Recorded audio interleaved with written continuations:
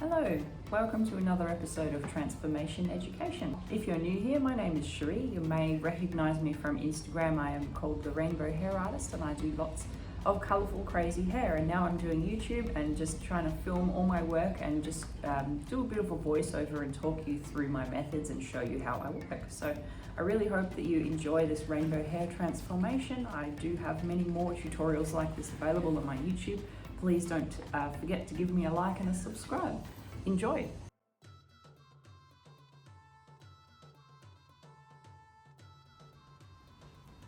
So this was our starting point. She is a regular client of mine, so I've done some blues and some different rainbow colours in there before, and the main issue that we've got here is the blue at the top, so that's my biggest concern. And this right here was the result that I was able to achieve. This is the finished result.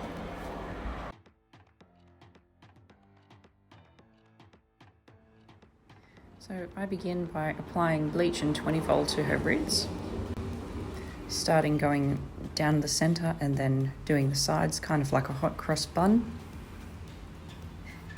And once I've applied this whole lot to her whole head, what I'm going to do then is just go through with some foil and separate the sections, and I really do find that this just helps me get a better lift, and it also tends to help me with like preventing the bleach from overlapping and getting color bands. Yeah, so that's just a really nifty little tip that I will show you in more detail once I get to it, but for now, enjoy.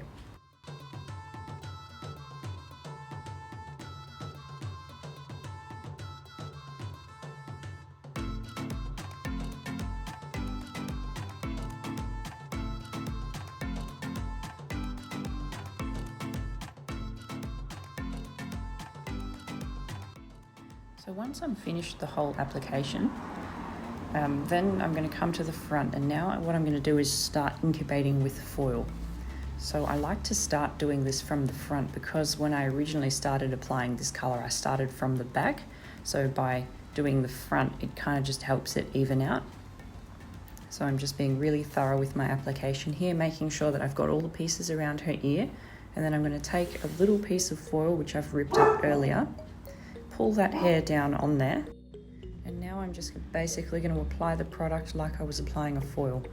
You can see how by doing this it just helps you to be a lot more accurate. So I'm making sure that I'm getting all of her dark, but I'm not overlapping to the parts that have already had bleach, and then I'm just going to sandwich it in with my next foil and just repeat the process.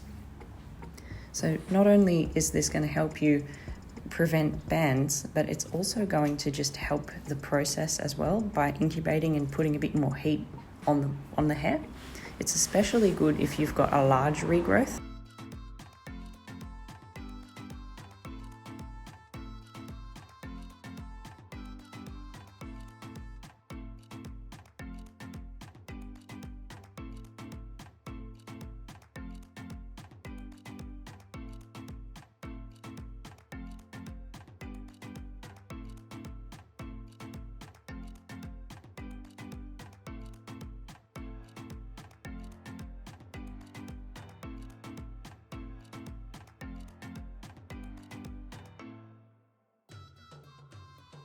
This is how it looks once it's all fully applied. Usually by the time I've finished doing the front and back, the front ones are nearly ready to come out. So once they are, and I'm happy with the level of lift that I've got, I'll take the front out. And I left the foils in the back of the head to process for another 15 minutes before I started removing them. And the final thing that I've done here is once everything's out and I'm happy with the amount of lift I've got on the roots, I've mixed up just some bleach and 10 volt here, and I'm just going through to tackle that blue band where the colour is still quite bright.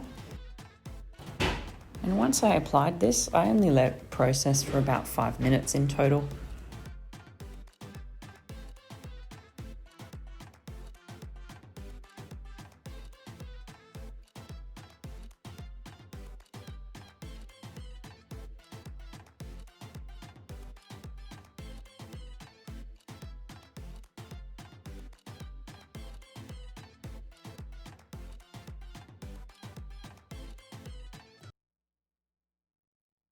So now it's time to rinse it off, and what I'm going to do here is also just a little bit of a bleach bath through the mids and ends.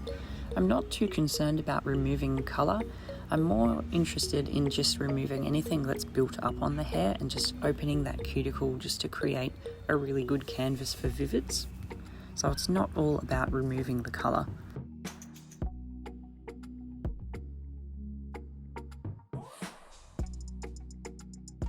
So here I am just lathering through the bleach, and you'll notice I've actually added that to the shampoo. I haven't bothered to rinse the shampoo out, I've just left it in there because shampoo plus water plus bleach makes a nice bleach bath.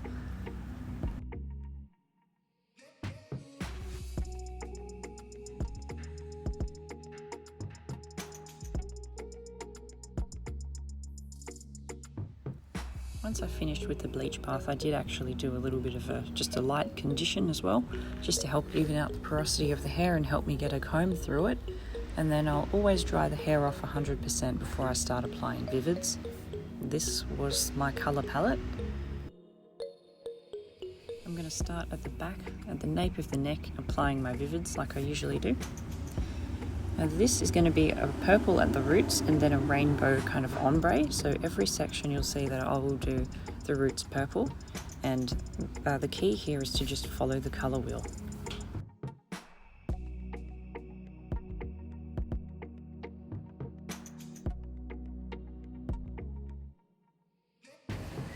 I really like using these mesh sheets opposed to foil because they're just nice and soft to work with. You can see through them as well, which is good for creative work like this, and also you can wash them and reuse them.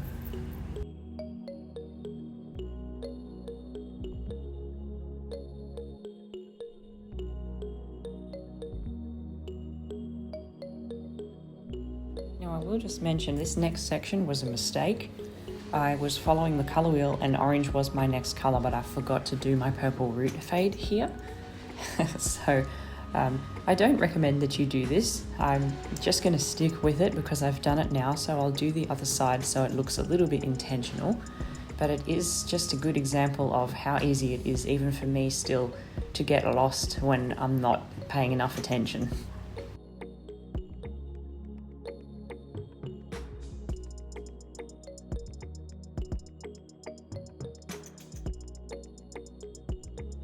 I actually do make little mistakes like this all the time, and I think it's important to just go with it. Don't fuss too much if you make a mistake, because there's not really a whole lot you can do in this situation. I couldn't correct it by putting purple over the top of orange. That just wouldn't work, you know. So don't fuss too much about it. Just leave it and move on, and we'll call it art.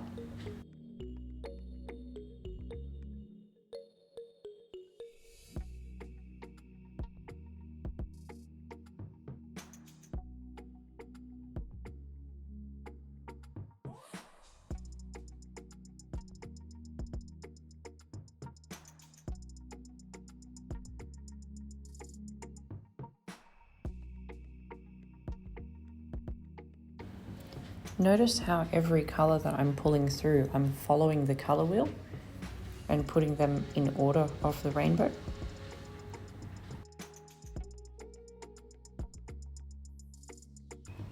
I really think that following the colour wheel is the key to making things look like a rainbow. Like, anyone can mix up a bunch of rainbow colours and kind of stick them all throughout the hair, but it just won't look the same as if you actually follow the colour wheel and place your colours like following the rainbow. I hope that makes sense. It's a small thing, but it is like crucially important, and that's the thing with most of the colours that I do that you'll notice that makes it look the way that it is that I try and follow the colour wheel when I'm doing my rainbows so that the rainbow kind of flows.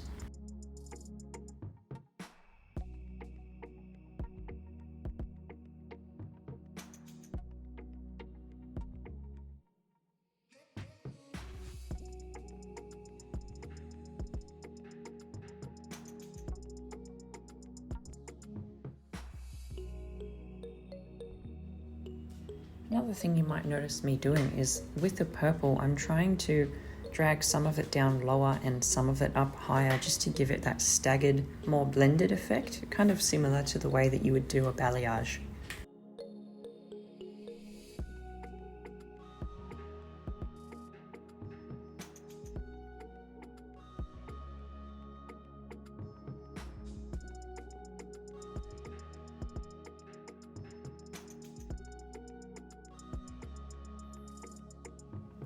may have already noticed me wiping my hands every section, and it's just very important to keep a towel handy and continuously wipe your hands so that you're not going to cross-contaminate your colours.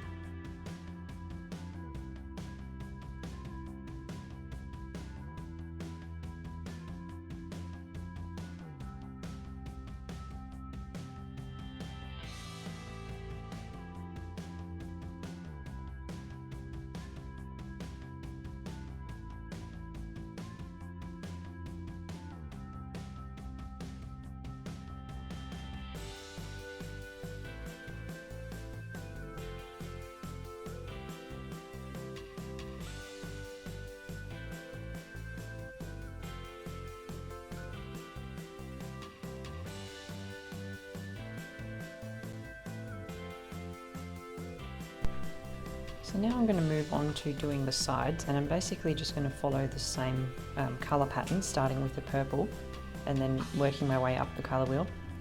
And I like to, when I do the sides, just take slightly angled sections, just so that they're not completely horizontal, just so they're kind of on a bit of a vertical.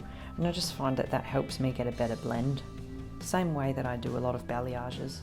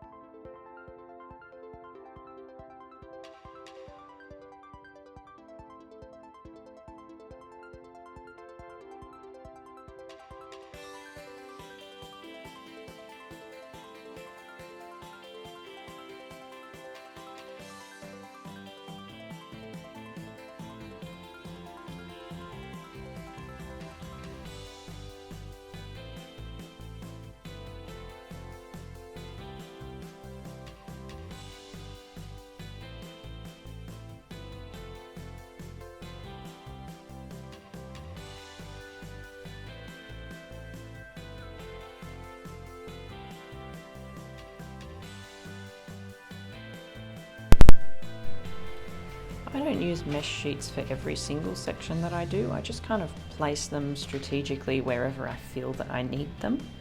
Maybe just to protect those vulnerable colours like the yellow and the orange. This is how it looks once it's all applied, and those are my dogs. Now I'm going to remove all these mesh sheets. This has been 20 minutes that this colour has processed for now, and I am ready to rinse it out. And the reason that I'm doing this is just purely for the Instagram photo, for that processing photo. It does tend to look a bit more satisfying and you can see more of the colours. So I'll quite often do this just for the photo opportunity. After you've processed this for 20 minutes, it will be time to wash the hair out. Cold water is really the key here.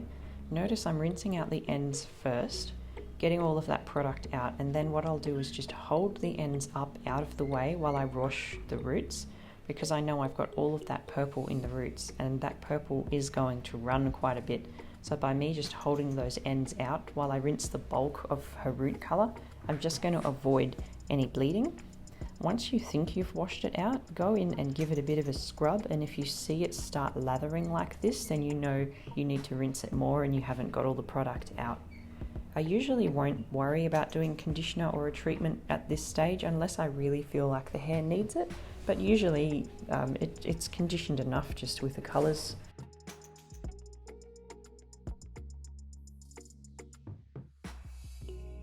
All of the styling that I do is going to look better once I've given it a good proper blow dry. You really can't get away with just doing a rough blast dry. So blow dry is like the foundation of your style. And then I'm going to go in with my Mint Tools curling iron, and I'm just curling them all back away from her face on either side. Then I'm going to take her out into some natural lighting out the front of my house and get some photos and videos for the Instagram. This is the finished result. Come up quite nicely. And that brings us to the end of this episode of Transformation Education. If you've made it this far, thank you so much for watching. Please don't forget to give me a thumbs up if you've liked this video and found it helpful, and definitely subscribe so that you can see more like these.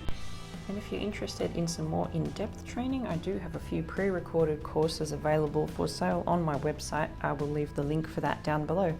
Thank you, and bye for now.